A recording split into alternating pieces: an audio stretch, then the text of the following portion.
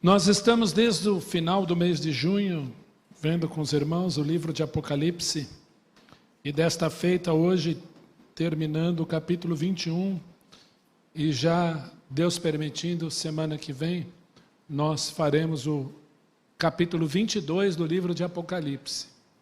Então, durante aí praticamente 6, 7 meses, gastando o nosso tempo com esse livro maravilhoso que é o livro de Apocalipse.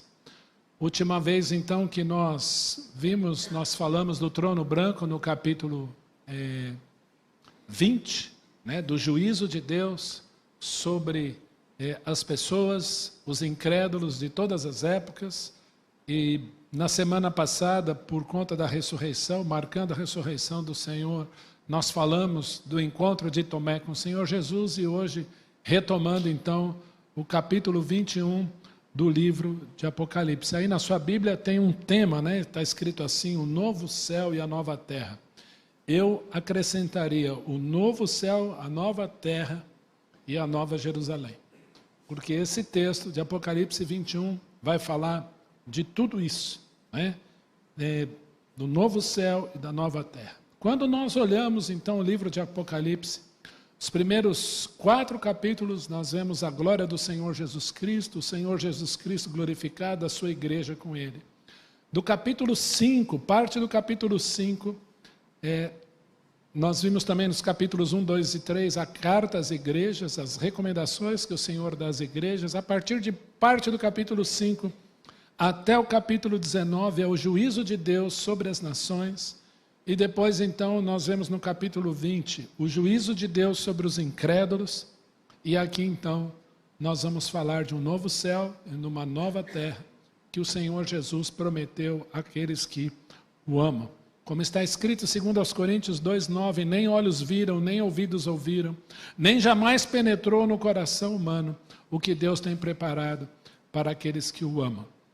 Talvez você tenha medo do livro de Apocalipse. Ai, pastor, eu não gosto, porque lá fala de uma besta que tem chifre, que tem isso, que tem aquilo, né? O livro de Apocalipse é um livro abençoado, porque a própria Bíblia diz: bem-aventurado aquele que lê e aqueles que ouvem as palavras escritas neste livro. Então, o livro de Apocalipse é um livro que retrata bênçãos, a santidade de um Deus vivo. Hoje pela manhã nós falamos de santidade aqui, né?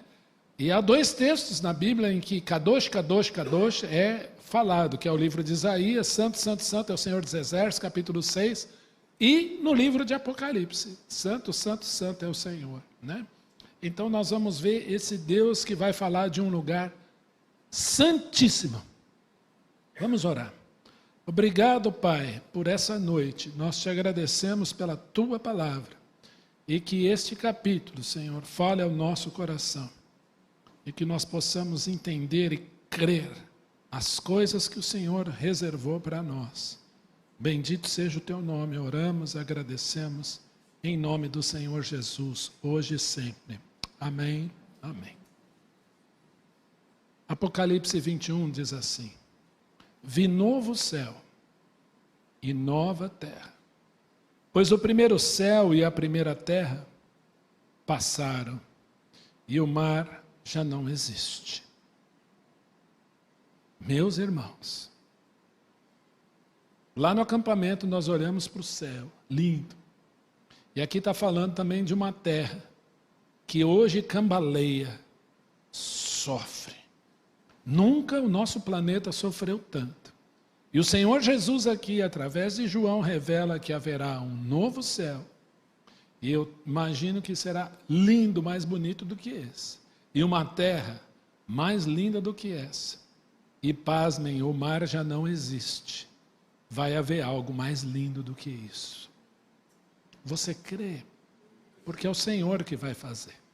A Bíblia diz, lá no livro de Jó, que quando Deus, lá no Gênesis, criou o mundo, os filhos da alva, ou seja, os anjos, aplaudiam, viam a criação e eles jubilavam. Eu fico imaginando aqui como será isso. O versículo 2. Vi também a cidade santa, a nova Jerusalém, que descia do céu da parte de Deus, ataviada como noiva, adornada para o seu esposo. Interessante que quando a Bíblia fala em céu, é dual, Shamaim, dois. Quando a Bíblia fala em Jerusalém, também é dual, Yerushalayim, dois. A Bíblia fala de uma nova Jerusalém, que não anula a Jerusalém atual, mas a glorifica. Nós vamos ver isso aqui já já. É uma cidade chamada Nova Jerusalém, e ela desce da parte do céu para cá. Ataviada, ou seja, pronta, adornada, embelezada, como noiva adornada. Interessante que não é para o seu noivo mais, mas é para o seu esposo. E nós vamos ver quem é essa noiva adornada para seu esposo, que está nessa Nova Jerusalém. Porque até onde eu sei, né, eu poderia dizer num primeiro momento que a Nova Jerusalém é a esposa do Cordeiro, como eu já vi. Mas não é bem assim. É gente que está na Nova Jerusalém que será a esposa do Cordeiro. Versículo 3. Então ouvi grande voz vinda do trono dizendo: eis o tabernáculo de Deus com os homens. João 1,12, é bem interessante o texto grego que diz, e o verbo se fez, João 1,14, e o verbo se fez carne e habitou entre nós. Essa palavra grega habitar é tabernaculou. O verbo se fez carne e montou o seu santuário aqui entre os homens. Jesus é o tabernáculo de Deus entre os homens. E aqui nós vemos esse cenário de novo. Eis o tabernáculo de Deus com os homens, e esse Deus habitará com os homens, e eles serão povos de Deus, e Deus mesmo estará com eles. Que Deus é esse que ama, deseja habitar com os seus. Nós cantamos aqui, no meio dos louvores Deus habita, Ele tem prazer em estar conosco. Jesus Cristo de Nazaré se encarnou com o nome de Deus conosco, Emanuel, Deus no meio dos homens. E na Nova Jerusalém isso se cumprirá na sua plenitude. Porque quando Jesus esteve aqui o mataram. O tabernáculo do Antigo Testamento, ele era removido e montado em outro lugar. O templo foi destruído, Jesus se faz homem, matam-no. Mas o texto está dizendo que esse tabernáculo estará com os homens. Deus não mudou. Esse lugar é diferente. 4. E lhes enxugará dos olhos toda lágrima. E a morte já não existirá. Já não haverá luto, nem pranto, nem dor, porque as primeiras coisas passaram. Irmãos, a Bíblia precisa ser crida. Quando a Bíblia diz, Elis enxugará dos olhos toda lágrima, nós estamos falando de um Deus que vai enxugar nossas lágrimas. Mas aí eu continuo a ler e diz, não haverá luto nem pranto. O que é pranto?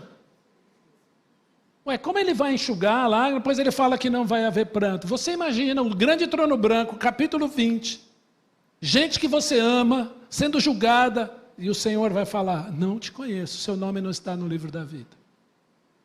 Depois desse evento, o Senhor nos consolará, enxugará do olho toda lágrima, aí depois nunca mais choraremos. Deu para entender?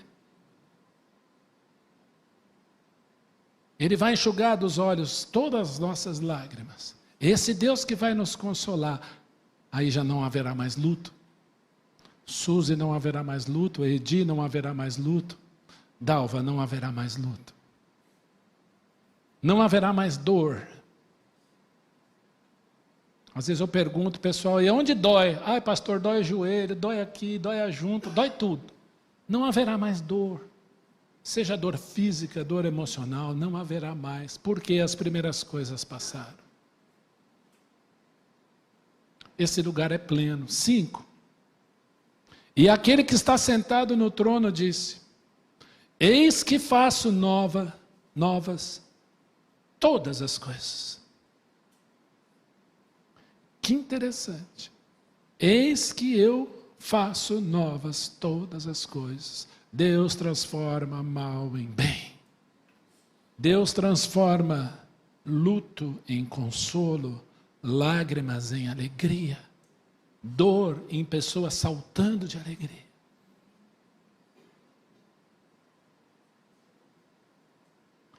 E aí vem algo interessante, e acrescentou: escreve, porque essas palavras são fiéis e verdadeiras. Escreve. Hoje na devocional da irmã Sleide aqui, ela disse que nunca a Bíblia foi tão impressa, tão divulgada, e é verdade, mas tão pouco lida. Alguém trabalha hoje cada vez mais para você não ler. É considerado leitor no Brasil quem leu um capítulo de um livro nos últimos 6 meses. Ou seja, o nível é lá embaixo, na sola do pé. Se você não leu um capítulo de um livro nos últimos 6 meses, você não é um leitor. Isso é grave. Estava numa sala de aula com uma moça, crente, professora numa escola rural, e ela disse que os temas de redação hoje são dados por inteligência artificial. Os alunos, ou com celular ou um tablet, fazem a redação aqui ou digitando aqui. Ninguém usa caneta mais. Aquele exercício de escrever que nos fazia exercitar, memorizar palavras, não se usa mais.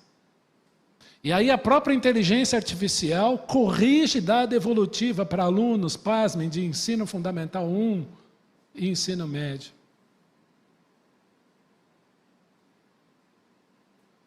Escreve, porque essas palavras são fiéis e verdadeiras. E se o Senhor Jesus mandou escrever, Deus manda João escrever, é porque quer que fique registrado. E o que está registrado na palavra é para você ter acesso e ler. Nós vamos projetar sempre a Bíblia aqui, mas não deixe a projeção substituir sua Bíblia e sua leitura em casa. Leia a sua Bíblia. Deus quer falar com você, por isso está escrito: quem lê, entenda. Quem não lê, continue na ignorância. Agora lembre-se, estão tentando manipular você, para que você não olhe para o devido lugar, que é a cruz do Calvário, onde Jesus pagou o seu preço, e toda a suficiência está lá. Essas palavras são fiéis e verdadeiras. Isso vai acontecer. Versículo 6. Disse-me ainda, tudo está feito. Eu sou o Alfa, eu sou o Ômega, eu sou o princípio e eu sou o fim. Eu, a quem tem sede, darei de graça da água da vida.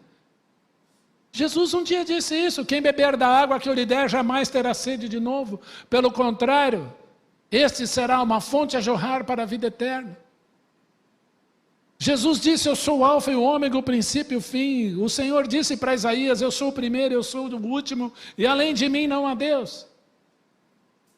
Ele é Deus, Ele é o eu sou, Ele é Yahvé, Ele é o Senhor. E a quem tem sede hoje, Ele dá de graça a água da vida. Ainda há tempo, porque um dia nós beberemos lá.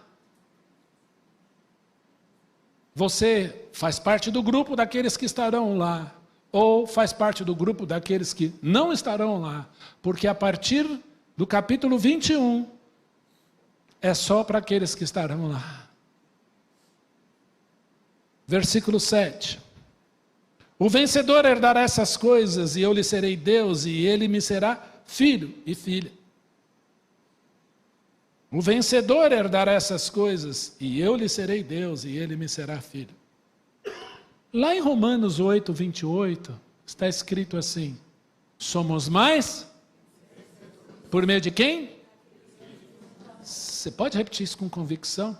Somos mais que vencedores por meio daquele que nos ama. O vencedor herdará essas coisas, e nós somos mais que vencedores. Jesus, antes de assumir a cruz, disse: tem de bom ânimo, eu venci o mundo. 8. Quanto, porém, aos covardes, aos incrédulos, aos abomináveis, aos assassinos, aos impuros, os feiticeiros, e a palavra feiticeiros é fármacon, guarde esse nome, aos idólatras, A todos os mentirosos, a parte que lhes cabe será no lago que arde com fogo e enxofre, a saber, a segunda morte. Na minha Bíblia eu escrevi assim: não há pecado no céu. Não entra pecado lá. O pecado foi julgado na cruz. Bom, eu não quero o julgamento da cruz. Tem o julgamento da segunda morte. É lá que você vai pagar. Porque o céu é lugar dos vencedores. Dos mais que vencedores. Então, veio um dos 7 anjos que tem as 7 taças. Eu estou no verso 9. Cheio dos últimos 7 flagelos, e falou comigo dizendo: vem, mostrar-te-ei a noiva, a esposa do Cordeiro. Interessante que já não é mais noiva, agora ela é esposa do Cordeiro. E me transportou em espírito até uma grande e elevada montanha, e me mostrou a santa cidade, Jerusalém, que descia do céu, da parte de Deus. Uma Jerusalém que desce do céu para cá. Que não destrói a primeira Jerusalém, mas a glorifica. O qual, verso 11, a qual tem a glória de Deus. O seu fulgor era semelhante a uma pedra preciosíssima, como pedra de jaspe cristalina. Tinha grande e alta muralha, presta atenção. 12 portas, e junto às portas, 12 anjos, e sobre elas, nomes inscritos, que são os nomes das 12 tribos dos filhos de Israel. O Senhor tem Israel, as suas 12 tribos, nas suas mãos. Hoje, e esses 12 nomes estarão lá, nas portas. Aqueles que creem diriam amém. Crê nisso. Porque a igreja do Senhor Jesus Cristo, ela é inicialmente composta de pessoas das 12 tribos dos filhos de Israel. O Senhor não se esqueceu do seu povo. Isso é promessa. Se Deus falhou com Israel, meus amigos, vamos embora. Deus vai falhar com você. Mas 3 portas se achavam a leste, 3 ao norte, 3 ao sul e 3 ao oeste. Não era assim o tabernáculo no deserto? No meio, e as tribos espalhadas em volta? Não mudou. Mas pastor, e eu? Calma, olha o 14. A muralha da cidade tinha 12 fundamentos, e estavam sobre estes os nomes dos 12 apóstolos do Cordeiro. Quem somos nós, igreja do Senhor Jesus, fundamentada no fundamento dos apóstolos. E Jesus Cristo é a sua pedra angular. Então, das 12 tribos de Israel, do fundamento dos 12 apóstolos, formam um corpo.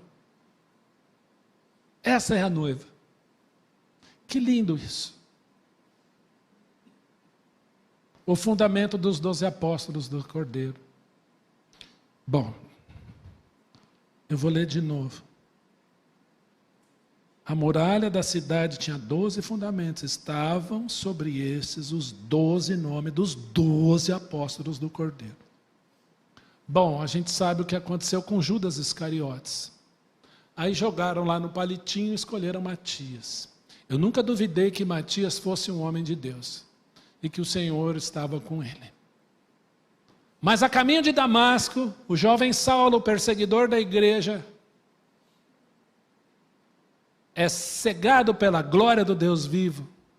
E o Deus vivo pergunta: Saulo, Saulo, por que me persegues? E ele pergunta: quem és tu, Senhor? Eu sou Jesus a quem tu persegues.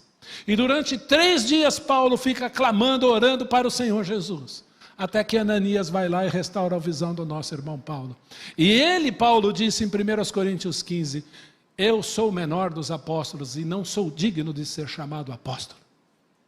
Então, nessa Nova Jerusalém, tem 12 nomes dos 12 apóstolos. Quem é o 12º nome? Deixo para você responder. Eu sei quem é. Agora está cheio de gente aí se dizendo apóstolo. E a pergunta que eu sempre faço é: seu nome estará lá como fundamento na Nova Jerusalém? Porque lá só vai ter nome de 12 apóstolos. Para a gente pensar. Gente, o cargo de pastor já dá tanto trabalho.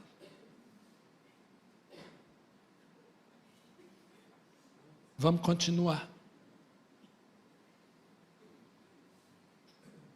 Interessante que as 12 tribos estarão lá, é para sempre. E o fundamento dos 12 apóstolos também é para sempre. 12 mais 12? Quem aparece do livro de Apocalipse várias vezes diante do Senhor? Vocês estão bons, hein? Prestaram atenção. Os 24 anciãos. 12 apóstolos, 12 tribos, de um corpo só. Essa é a esposa do Cordeiro. Aquele que falava comigo tinha por medida uma vara de ouro para medir a cidade, as suas portas e a sua muralha. A cidade é quadrangular, de comprimento e largura iguais, ou seja, é um cubo. E mediu a cidade com a vara até 12.000 estádios. O seu comprimento, largura, altura são iguais. Bom, quanto que é 12.000 estádios? 2.200 quilômetros, a distância de Porto Alegre a Salvador. Ou de São Paulo até Buenos Aires. Mais ou menos isso. Então você imagina que essa cidade ela é bem grande.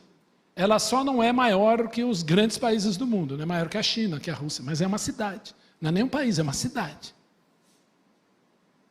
E às vezes as pessoas dizem que levar isso na sua literalidade é um absurdo. Eu fico pensando, se é um absurdo, por que uma régua de medir de ouro? Deus quer mostrar que é assim mesmo. Eu tentei pegar aqui uma gravura proporcional e o Alexandre me ajudou. Vou pedir para o Alexandre projetar aí, para você ter uma ideia do tamanho dessa nova Jerusalém. É isso aqui, ó. Está bem em cima da Jerusalém, tá? Real. Proporcionalmente é esse tamanho. O Senhor Jesus vai trazer essa nova Jerusalém assim, ó. E qual é a altura? É 250 vezes maior do que o Everest. É grande, é glória de Deus nesse mundo aqui. É grande. Mediu também a sua muralha, 144 côvados, medida de homem, isto é, de anjo. A estrutura da muralha é de jaspe, também a cidade é de ouro puro, semelhante a vidro límpido. Além da glória da cidade, ela é murada. Só que o texto aqui não está dizendo se é largura, se é altura, mas vai haver uma muralha lá de jaspe, de pedra preciosa. Os fundamentos da muralha da cidade estão adornados de toda espécie de pedras preciosas. O primeiro fundamento é de jaspe, o segundo de safira, o terceiro de calcedônio, o quarto de esmeralda, o quinto de sardônio, o sexto de sárdio, o sétimo de crisólito, o oitavo de berilo, o nono de topázio, o 10º de crisópraso, o 1/10 ou 11º de jacinto e o 12º de ametista. É muita glória, é muita preciosidade. As 12 portas são 12 pérolas e cada uma dessas portas de uma só pérola. A praça da cidade é de ouro puro, como vidro transparente. Nela não vi santuário, porque o santuário é o Senhor. Ele habitará entre nós, Ele é o tabernáculo. O Deus Todo-Poderoso e o Cordeiro, porque Jesus disse, eu e o Pai somos um. A cidade não precisa do sol nem de lua para darem claridade, pois a glória de Deus a iluminou, e o Cordeiro é a sua lâmpada. Jesus Cristo disse, eu sou a luz do mundo, quem me segue não andará em trevas, mas terá a luz da vida. É na face de Cristo que nós vemos a glória de Deus. As nações andarão mediante a sua luz, e os reis da terra lhe trazem a sua glória. As suas portas nunca, jamais se fecharão de dia, porque nela não haverá noite. E lhe trarão a glória e a honra das nações. Nela nunca, jamais penetrará coisa alguma contaminada, nem o que pratica abominação e mentira, mas somente os escritos no livro da vida do Cordeiro. Lá você terá verdadeira segurança. Eu vou entrar no 22 até o 5. Então me mostrou o rio da água da vida, brilhante como cristal, que sai do trono de Deus e do Cordeiro. No meio da sua praça, de uma outra margem do rio, está a árvore da vida, aquela que estava no meio do Éden, lá em Gênesis, que produz 12 frutos, um fruto por mês, dando o seu fruto de mês em mês, e as folhas das árvores são para a cura dos povos. Nunca mais haverá qualquer maldição. Nela estará o trono de Deus e do Cordeiro, e os seus servos o servirão. Os seus servos o servirão. Contemplarão a sua face, e nas suas frontes está o nome dele. Já parou para pensar que nós iremos ver ao Senhor Jesus?